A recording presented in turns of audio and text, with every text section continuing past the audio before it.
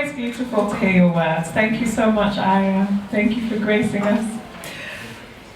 We now have another wonderful poet named Eljae.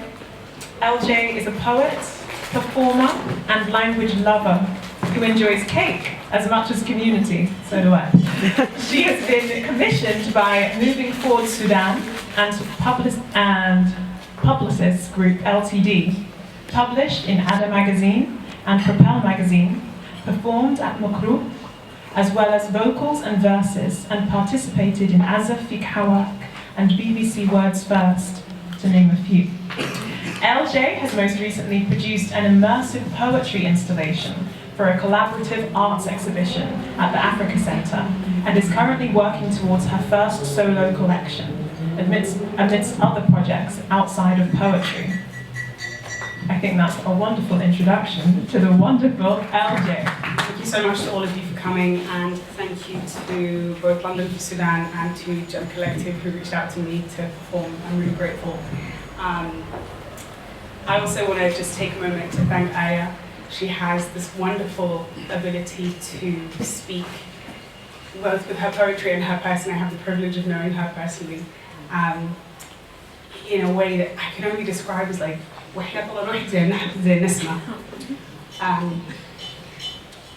someone help me. What is that? Your soul is like a breeze? There we go. Your soul is like a breeze. And I'm really grateful for you. I hope that wasn't eaten to my 8 minutes knocks. Okay.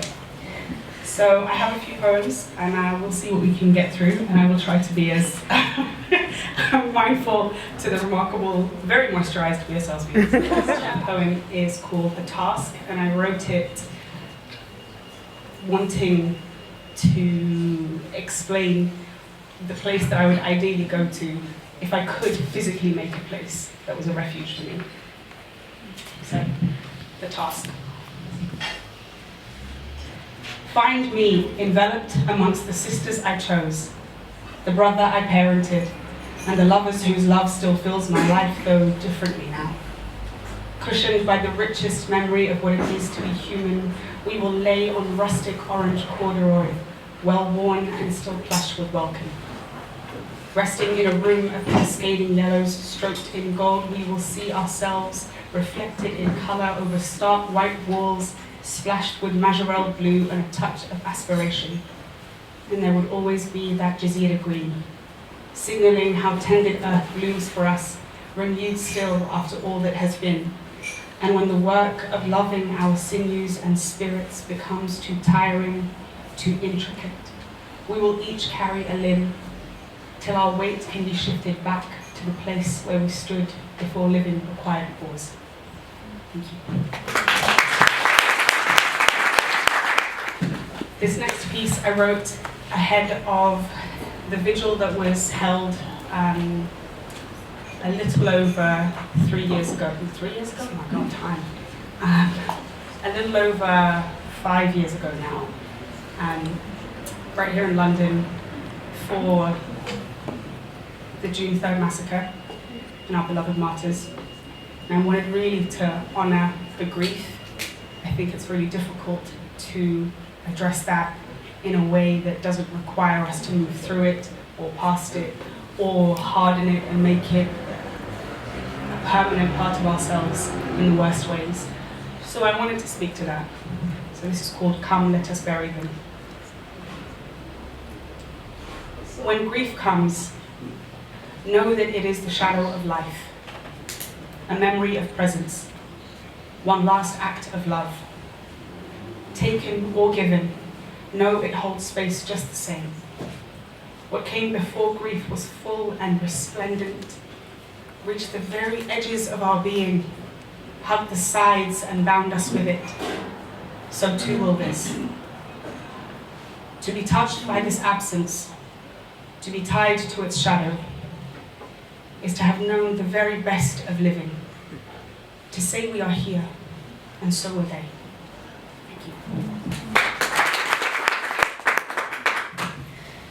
And this last piece is, I wrote it as part of a prompt. There is a remarkable heritage site in Wandsworth that is the work of a now deceased former civil servant who was Kenyan originally and then moved in adulthood to the UK and lived in this property that was gorgeous, and every day he would come home and he would build and he would add to it, and it's stunning. It is beautiful.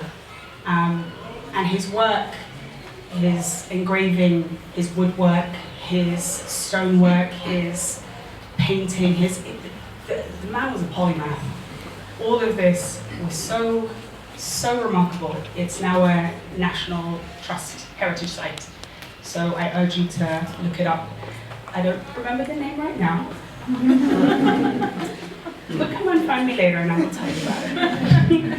And the name comes from, of this poem comes from the workshop facilitator called Avlin, and the literal title comes from a friend of mine called Jess, who in response to one of the many iterations of, frankly, white supremacist BS, said, so long as there is Ghanaian gold in the crown, I'm staying. And I said, baby, yes. So long as there is Ghanaian gold in the crown, I'm staying. And reading George Mpanga's Guardian edition over coconut porridge folded into cracked almond butter, biting pressed fresh blueberries while Adiga plays Sahara. A bra is strewn over here, a sock over there on latticed cornices, the kitchen lifting to meet me with dancing particles, backdropped by the shadow of my silhouette, while the cast iron stove warms my shy bilima. So long as there is Ghanaian gold in the crown, I'm staying. And rubbing whispers over fretwork, tracing the last Moor's presence for Alia so she may see herself here one day. Let me see her art here one day. Sometime later, amidst the stillness and detail of ochre on ivory, Hamza reminds me of the goodness of this Sunday morning. And I am writing myself into these walls, writing this world into my bones, letting it, willing it to exist here in me too. So long as there is Ghanaian gold in the crown, I'm staying, and turning Baba's diced lamb over, pot boiled and yet grilled, with broccoli soon served with olive oil roasties and chipotle bean stew. Every flick of flavor savored with every lick of tongue, while Bea Anderson sings me easy, and I ready a blossom powdered bath to welcome me in, languidly reclining into the memory of the life in this body and the living still left in the layers of this skin. Thank you so much for your time. Thank you so much, Eljae. Beautiful and powerful words. I think it's really nice just to sit in that sometimes. I think one of the things that people don't realise is that in Sudan, the arts have been suppressed so much. People have found themselves in jail for trying to create theatre, or have been stopped from wanting to have open-air cinemas, because that would mean that large groups of people would congregate together, and if large groups are together, maybe the regime will fall. And I think one of the most beautiful things about the sit-in, Kiada, the one that was dispersed on June 3rd, is that when everyone came together, there was so much art. The street was covered in art, the walls, the floors, people came together. There was street art, but art from also well-known, famous artists. It was really, really beautiful, and one of the things that happened when they committed the massacre was they painted over that. The next time we saw the street, everything was painted white as if nothing had happened. And I think it's really, really important to remember how rich the art is in Sudan, and the fact that there are so many artists right now who don't have their studios and their life's work because they've had to flee the country. So it's really nice to have these moments where we can just sit and enjoy some Sudanese creativity all together. So thank you both for sharing, and I will pass you back to Yasmin.